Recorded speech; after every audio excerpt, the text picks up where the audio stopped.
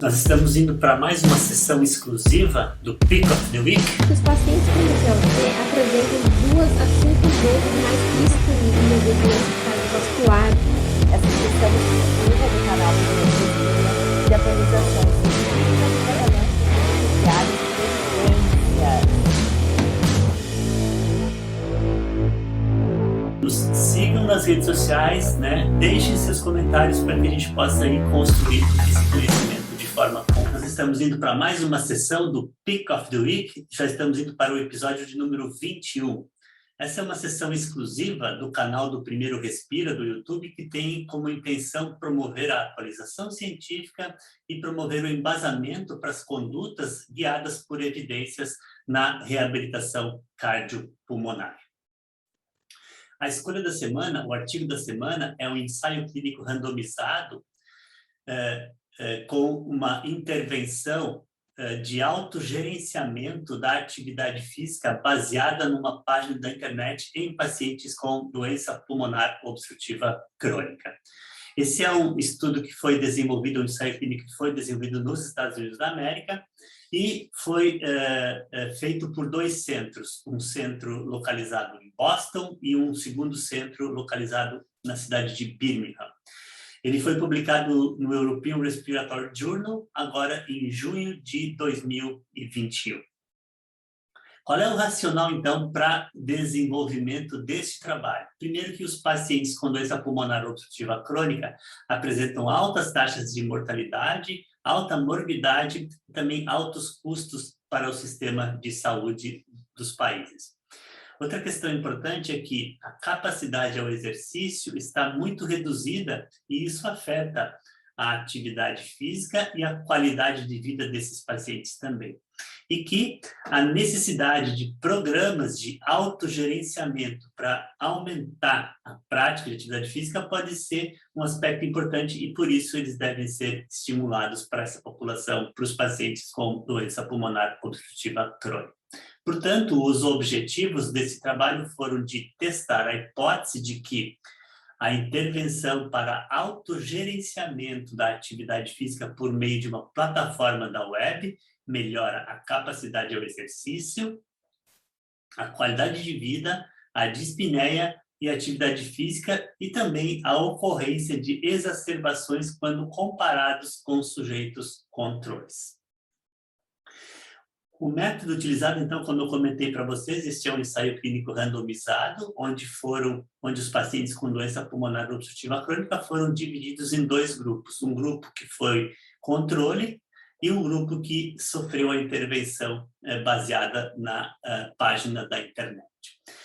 Os avaliadores eram cegos para a alocação dos pacientes, portanto, esse é um critério que valoriza, né, esse ensaio clínico randomizado e, portanto, valoriza também o resultado encontrado.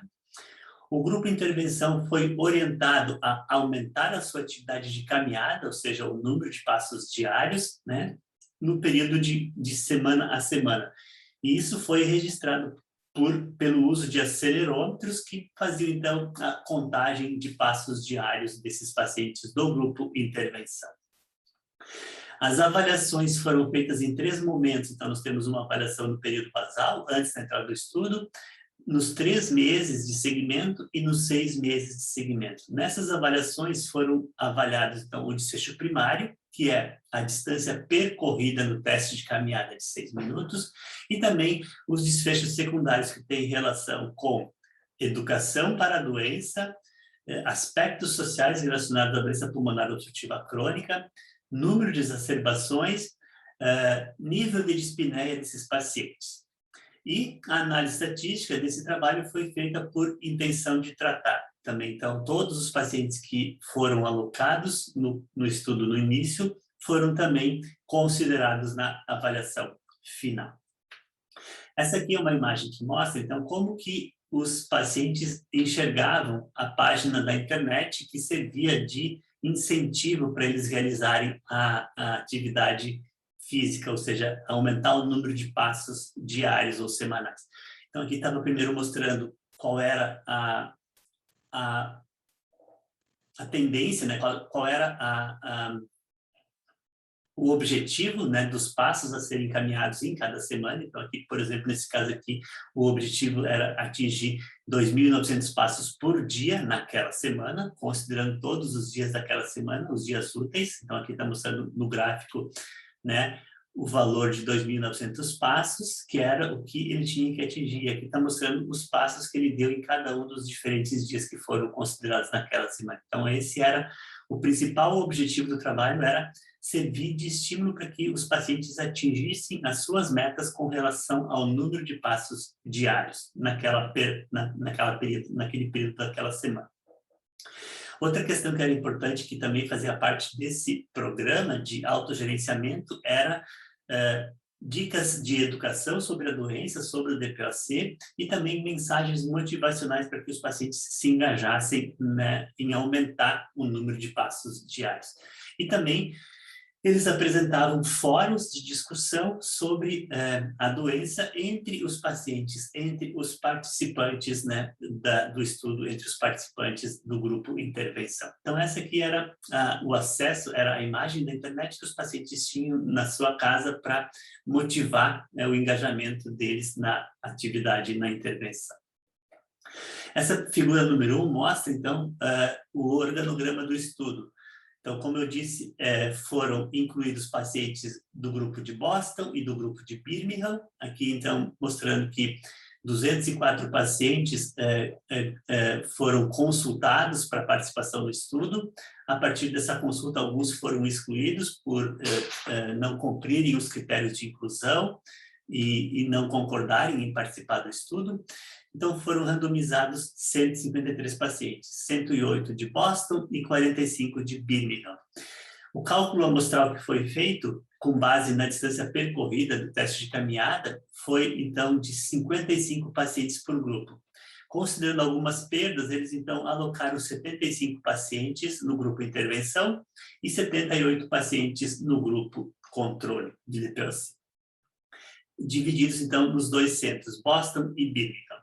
Como a análise foi feita por intenção de tratar, ao final dos 6 meses, né, todos os pacientes que foram avaliados no início foram considerados na avaliação final, apesar de terem tido algumas perdas. Então, o follow-up no grupo intervenção perdeu 24 pacientes e o follow-up de 6 meses no grupo intervenção perdeu 15 pacientes. Então, aqui 15 pacientes em intervenção e 24 pacientes no grupo controle. Tá bom? Essa é a tabela número 1, que mostra que, comparando o grupo intervenção com o grupo controle, com relação a todos os aspectos, a todas as variáveis analisadas, eles não eram diferentes na entrada do estudo. Então, eles eram similares. Os grupos que faziam parte dos dois centros eram similares na entrada do estudo. Isso é importante porque, né, a randomização funcionou para divisão desses pacientes, então, nos grupos de intervenção e no grupo controle, mostrando que eles eram similares na entrada do estudo. Um aspecto que eu gostaria de chamar a atenção para vocês aqui é que, se a gente for comparar o grupo de Birmingham com o grupo de Boston, por exemplo, nós podemos observar que o grupo de Birmingham era um pouco mais jovem. Isso foi estatisticamente significativo comparado ao grupo de Boston. O grupo de Birmingham também tinha maiores indivíduos que moravam na zona rural, tinham um comprometimento maior da função pulmonar, mostrando aqui por um VF1 menor comparado ao grupo de Boston, e também tinham uma distância percorrida no teste de caminhada menor comparada ao grupo de Boston. Mas o que é importante chamar a atenção é que, quando comparados os dois grupos, né, intervenção com controle, essas diferenças desapareceram. Então, eles não eram diferentes com relação aos dois grupos, tá? Outra questão que é importante chamar a atenção é que o grupo de Birmingham também tinha diferença com relação a eventos adversos do sistema músculo-esquelético, tá? Mostrando aqui, então, que o grupo de Boston, né, tinha maior evento adverso associado ao sistema músculo-esquelético comparado com o grupo de Birmingham também, tá bom? Essa é a tabela número 3, que mostra, então, os resultados principais desse trabalho. Aqui está mostrando, então, com relação ao desfecho primário, que foi a distância percorrida no teste de caminhada, não houve diferença comparando o grupo intervenção com o grupo controle. E isso, então, mostra que a capacidade funcional avaliada pelo teste de caminhada não foi diferente depois da intervenção, nem em 3 meses e nem em 6 meses. Interessantemente, né, que era o objetivo também do trabalho, no desfecho secundário, o número de passos diários, esse sim, foi maior no grupo intervenção comparado com o grupo controle. Então, houve diferença estatística no número de passos diários, né, que foram dados pelos pacientes que receberam a orientação, né, o autogerenciamento da atividade física pela internet. Então, isso mostrou que o resultado principal do trabalho foi esse aumento no número de passos. Com relação aos demais desfechos secundários, como a qualidade de vida não foi diferente, o índice de dispneia também não foi diferente, as questões associadas ao conhecimento da doença, a educação sobre a doença também não foram diferentes, e os aspectos sociais também relevantes à doença pulmonar obstrutiva crônica não foram diferentes entre o grupo intervenção e o grupo controle. Mostrando, e também as exacerbações, que era outro desfecho secundário, né? O número de exacerbações não foi diferente comparando o grupo intervenção com o grupo controle. Então, somente houve diferença no número de passos diários, que foi o objetivo da intervenção, que era aumentar, né, o número de passos diários através de um autogerenciamento da atividade física diária para esses pacientes do grupo intervenção. Aqui está mostrando, comparando o grupo de Birmingham aqui em verde, na parte de cima, e o grupo de Boston aqui embaixo, na cor cinza, que parece haver um aumento maior nos passos diários no grupo de Birmingham comparado com o de Boston, mas do ponto de vista estatístico não houve essa diferença. O que houve foi uma diferença entre o valor do número de passos no período basal comparado com o follow-up de 6 meses nos dois grupos. Então, os dois grupos aumentaram, os dois grupos de intervenção, tanto de Birmingham quanto de Boston, aumentaram o número de passos diários.